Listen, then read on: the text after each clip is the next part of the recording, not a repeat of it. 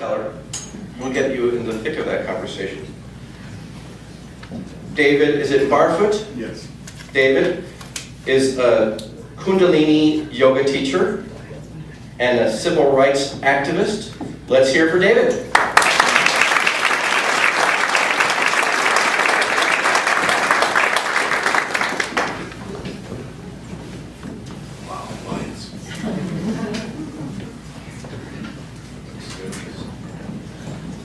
Okay, I'm probably going to be the fastest talking Southerner you've ever heard. Lots to say in very little time when you start my watch. Sharon will keep it for you. Yeah, I just like to have my own go. I can't even see her. In the summer of '63, I was involved in a civil rights movement, and I just want to make very clear right from the get that I was not one of those who had to face the dogs, fire hoses, and billy clubs. To me, those people are true heroes. I do not rank myself among them. I was raised in the deep South, Florida, Alabama, Georgia, South Carolina, Tennessee, at a time when racism was very deep, segregation was complete, been entrenched for many generations.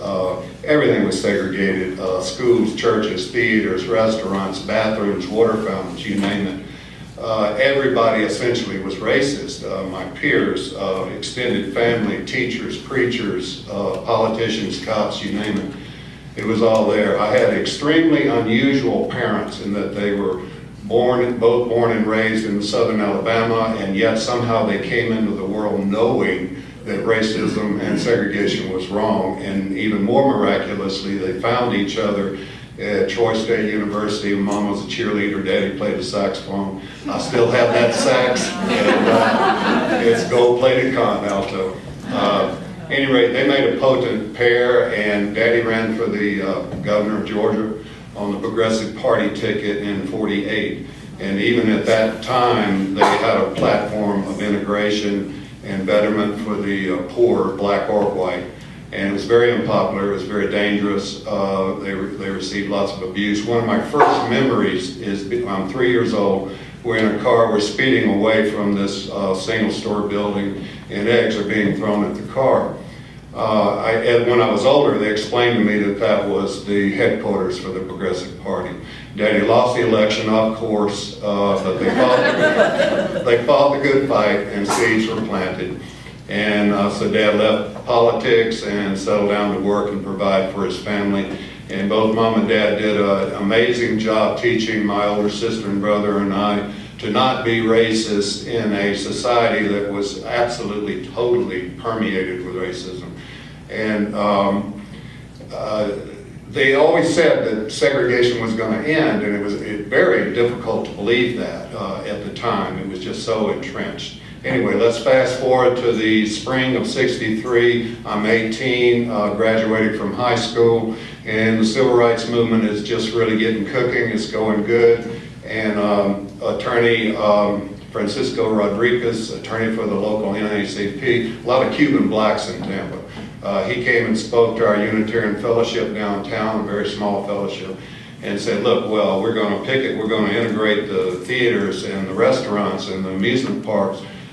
We need all you liberal people, you know, now's the time. You've got to put your money where your mouth is. We need people out on the streets picketing and protesting.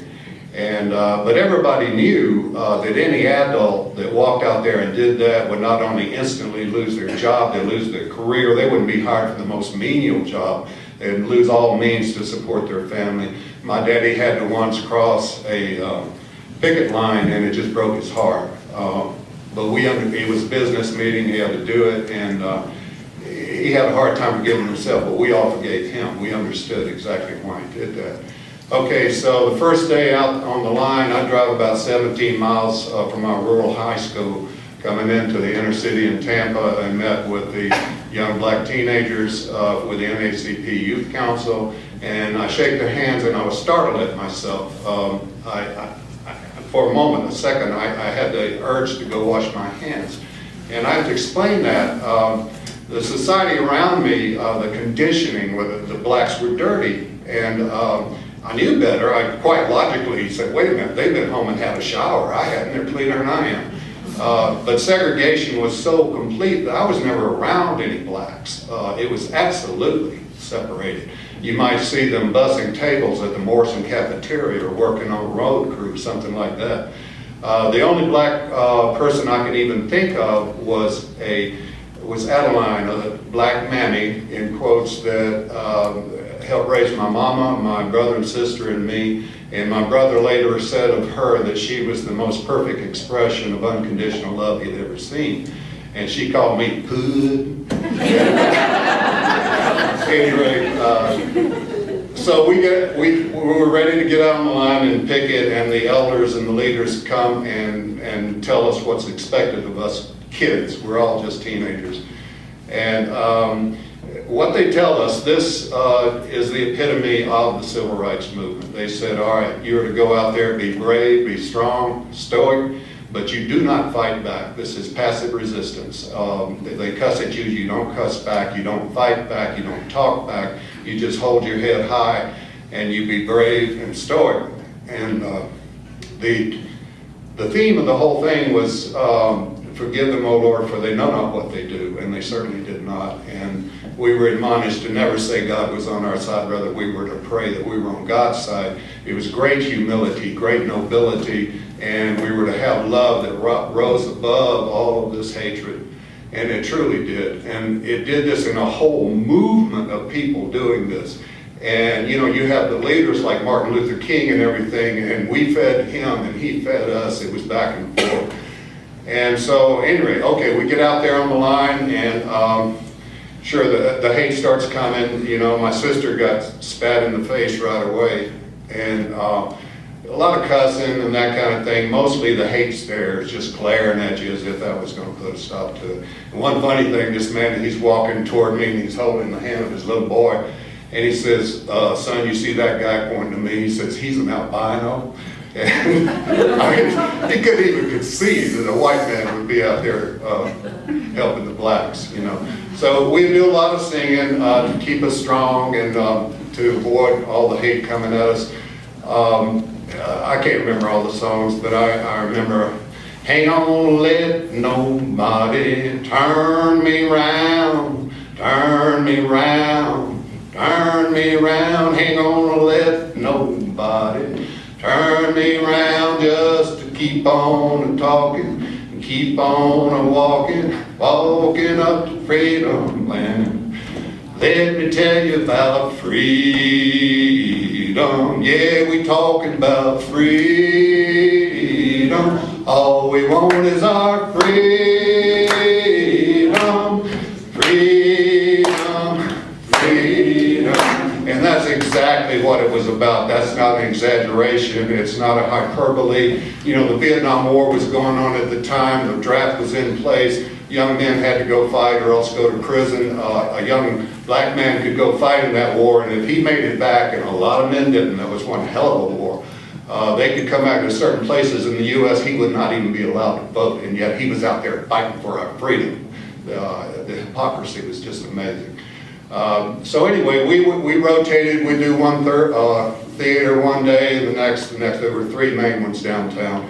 Did a little bit with restaurants, did amusement parks. I'm not going to belabor that. Went to the March on Washington, 3 carloads of blacks, me and one young white girl who was on the whites. And we got up there, and the theme, the atmosphere was one of great joy, in the sense that there was a good 100,000 people there.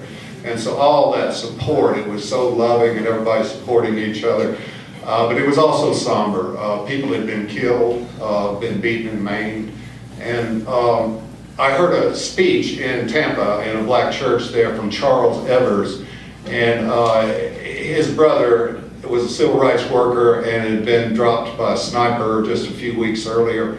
So he picked up the banner and he was giving this speech. And I'm sitting there and a couple of white kids on either side. Everybody else is black, and he's real nervous, you know, he's just fidgeting, and his eyes are darting around and pacing back and forth. And after the speech, our black friends brought us white kids up to introduce to him that we were supporters, and when he heard that, he just melted. He just hugged us, you know, he's just scared. So, sorry. So, we're up at the March on Washington, got to hear Martin Luther King, and everybody's heard that speech, that wonderful, beautiful speech, and it's just a speck way over in the distance. There's a lot of people there. And we made it back home, and with a lot of adventure. It was scary, a lot of stuff happened. I'm just leaving out stuff. So I'm going to cut to the chase here. What's really important is for you to understand the feeling and the tone of the white racists and what the blacks are going through. I've described some of the stuff of the blacks. Since I grew up among white racists completely, I want to talk about the N-word and what that meant when it's being expressed, and I apologize. But this is what it would mean. It's an expression of loathing, just intense hatred, of repugnance, of just this evil, filth, dirtiness. And I apologize, but that is what the feeling is. So get this, if you truly believe this, and you're saying, and it also means complete dominance, by the way, but if you really believe this other person is all of these repugnant things and they're evil, if you do harm to that person, you're doing good. That's the logic. You feel like you're defeating evil. I once read a book, 100 Years of Lynchings, and all it was a compilation of newspaper articles of lynchings over a 100-year period. And most of them were not simple hangings. They were brutal tortures and burnings at the stake. And one struck me, really stood out. Women and children are holding hands, singing, dancing in a circle around a burning body. And I understood what was happening there. They really, genuinely believed they were defeating evil. So, look, we have to stop behavior. Segregation had to end. Nazi Germany had to end.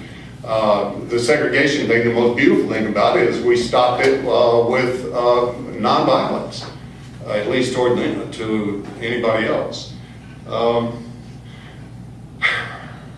If we simply stop the violence, stop the behavior, and then go beyond that and stop at just blaming and demonizing these people, we have lost the game. We will be doing the same thing they were doing. If we dehumanize them, we cannot stop at that point. You have to find some humanness inside your own heart and relate it to them, or else we're lost. You've got to, look, we all have this shadow side in here. You've got to find some dark in here and forgive yourself and love yourself here, and then you're better able to reach out and forgive and love somebody out there. And when you do it out there, it comes back here. You can better do it here, and you go back and forth and back and forth. We elevate ourselves up like from the bootstraps, and we can get out of this mess. And the other thing, real quick, when you're looking at your shadow side that begins to form when you're about 2 years old, and you start stuffing all of the stuff that society doesn't want and everything. Also, probably the very best part of you. You've just come from God, and a little 2-year-old looks around and says, "Oh, I can't do that here." And you stuff the really most beautiful part of yourself in amongst that shadow. So when you start going in there and looking and forgiving yourself and loving yourself, you're also going to find that most beautiful part. And you can bring it out and share it and work with the world, and God knows we need that. So,